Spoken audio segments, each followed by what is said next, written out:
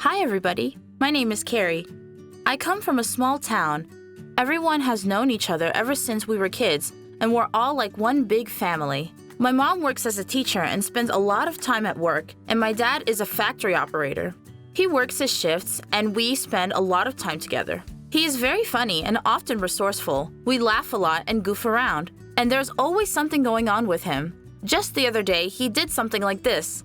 We've had a rare flower in our family that was worth $1,000, the middle missile, from generation to generation. It bloomed only twice in its lifetime and was the stuff of family legend. And now it has bloomed a third time, right in front of Daddy, and on his day off too. Daddy decided to do the flower a favor, transplant it, took a bigger pot, and got some earth. He took the flower out of the pot, took it to the bathroom, washed its roots with Faye and a brush, wiped it with a towel, put it in a new pot, and went on his way. In the bathroom, of course, there were traces of his activities. When Mom returned, she found the dirt in the bathroom and asked him how he managed to make such a mess in 2 hours while she was at the store. After answering, she felt sick to her stomach, and the flower, of course, wilted 2 days later. Mom tried to save the flower and contacted the local gardening society, and it turned out that it was a poisonous flower. When it blooms, it emits poisonous pollen, which is very dangerous. Now it became clear why Grandma's parrot died. But Dad is very cool and kind, and I just adore him. Mom always says he's 33 misfortunes all in one, and swears at him. But I think it's her inner teacher coming out, picking on him, but she loves him. Everyone in our town is used to my dad getting into trouble, and we don't mind too much. He's always been the life of any party and the main entertainer. But this year, my mom was transferred to a new job, and we went to live in a big city.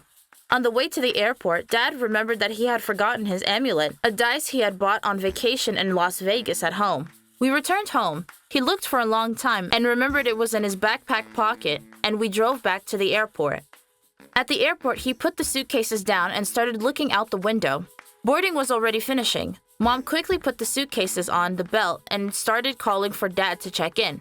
He didn't react as he was taking pictures all around us. Suddenly, he jumped out of his seat and ran somewhere.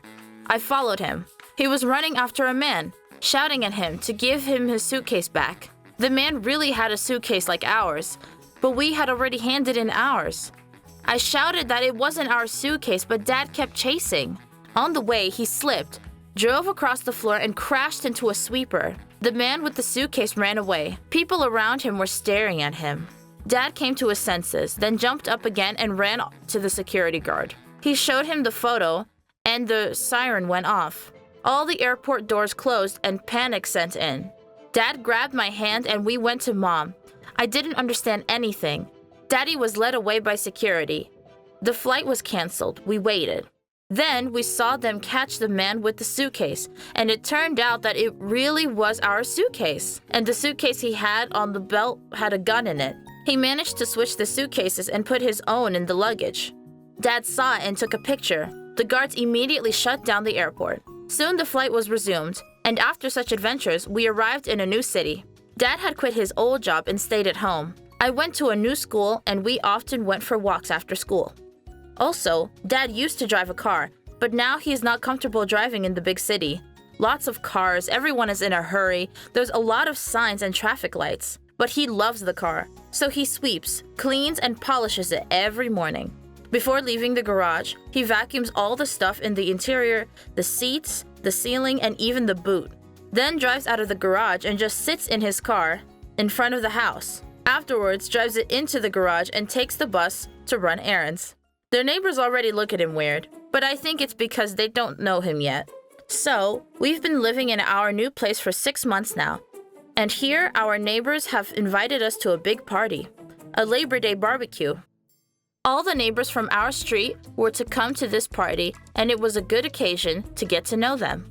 Mom was terribly nervous this morning. Dad went out to buy a cake. Basically, it was the same as always with our dad. For starters, he put on 2 different shoes, came back to change his shoes. Then it turned out that in the process of changing shoes, he had ruined the cake. You ask how? How is this possible? Yes, apparently it's simple. He put it on a chair and then sat on said chair. He had to leave the cake at home, but he didn't change his trousers and ended up coming out with the big greasy stain there. Well, you know where. So Mom sent him home again. He changed his clothes and came with flowers. Said it would be a present for the lady of the house, since there was no cake. We ended up being late. When Daddy handed the flowers to the lady of the house, she was pleased. But the neighbor who lived next door was suspicious and said that the flowers looked strangely like the ones that grew in her garden. It was unpleasant, and Mom blushed, and Dad said that it was just a coincidence. During the barbecue, he kept making jokes and drawing attention to himself, making Mom very nervous and making the neighbors avoid him. Then he decided to have a kebab dance. He grabbed some sticks with hot meat and started jumping around the meadow, imitating an Indian dance. But he seemed to change his mind about dancing with them and wanted to put them on the table, and he tripped. The shish kebab flew into our neighbor and jabbed the stick into her thigh. An ambulance had to be called, and we were shamefully escorted out of the party. It had to be a very difficult day. Dad didn't understand what had happened, because in our town, everyone would have just laughed it off like it was an accident. But here, everyone was so angry and serious. Since then, our neighbors stopped saying hello to us. When Dad went out, they took the children and hid them in their houses. Mom was very worried, and Dad started to wilt. He joked less and was more closed. He didn't want to look for work or do anything at all. Mom says it's depression, and I don't know what to do about it. These days have turned into gray, and I've missed my old dad a lot. Yeah, he might be weird sometimes, but aren't old dads like that? Tell me, what's your dad like? Very serious or very fun-loving too? Let me know in the comments. I'm curious. Dad sat by the window all the time and was just quiet. I think he had already studied the whole street and all its inhabitants. Then one day, he got up and said we had to help Mrs. Smith. She hasn't been outside for 3 days, but someone's been picking up her milk and mail.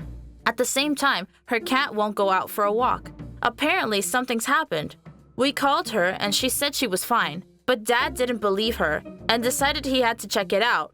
He sneaked into her garden. Yeah, that's how we got the flowers out of her garden at the party last time, isn't it?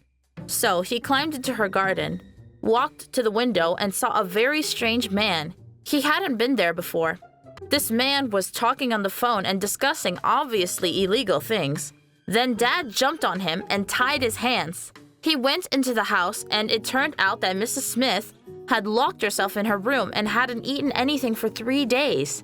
It turned out to be her ex-husband. He had been in jail, and now he was out and demanded that she sign the house over to him and give him the money. She refused.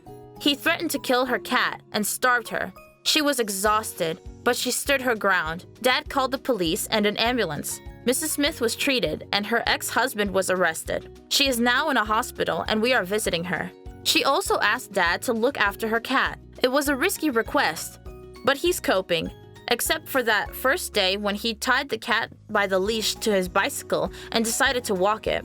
The cat was in shock, but I rescued it in time, explaining to Dad that it wasn't a dog, and it didn't know how to run so fast after him.